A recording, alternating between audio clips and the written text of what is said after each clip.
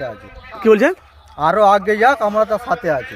আচ্ছা, আমি একটা আপনাকে তো কথা বলছি, কিছু মাইন্ড করবেন না। আমি মুখ্যমন্ত্রী মমতা বন্দ্যোপাধ্যায় 12-13 বছর পশ্চিমবাংলা চালাচ্ছে, যেহেতু একটা গদিতে বসে আছে, তো পশ্চিমবাংলাতে তো বহুত কিছু করেছে, অথচ করছে।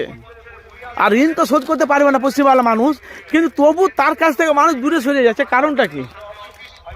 দুর্নীতি, প্রত্যেকটা জিনিসে দুর্নীতি, শিক্ষা থেকে নিয়ে কর্ম থেকে নিয়ে প্রত্যেকটা জায়গায় দুর্নীতি। দুর্নীতির কারণে মানুষ আর সরে যাচ্ছে। আজকে যে মমতা যে হারে উন্নয়ন করেছে, যদি সেইগুলো বাস্তবায়ন হতো ঠিকভাবে, তাহলে বিরোধীরা বলে কেউ থাকতো না। আজকে বিরোধীদের প্রয়োজন হচ্ছে কেন?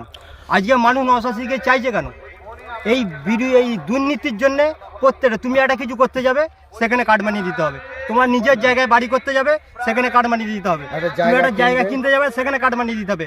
প্রত্যেকটা জায়গায় কার্ড বানি। এই দুর্নীতি থেকে বাঁচার জন্যে মানুষ মানুষ নওশাদ সিদ্দিকীর ছায়াতলায় এসে। এটা কারা করছে? কোন দল? টিএমসি দল। শাসক দলে যে আছে তারাই তো দুর্নীতি করছে। সবাই তো আর এক নয়, সবাই তো আর খারাপ নয়। আপনি তো জানেন, আপনি রিপোর্টার মানুষ, আপনি তো দেখছেন প্রত্যেকটা আপনার চ্যানেলে দেখুন না কি হারে দুর্নীতি হচ্ছে। এই যে শাহজাহান শেখ হলো, এই কত কি ঘটনা ঘটছে। ওই রকম সব জায়গায় মানুষ এবার আস্তে আস্তে প্রকাশ্যই আসবে। সন্দেশখালীতে একটা মোটামুটি টেলার হয়েছে, এরপরে পশ্চিমবাংলায় জুড়ে হবে।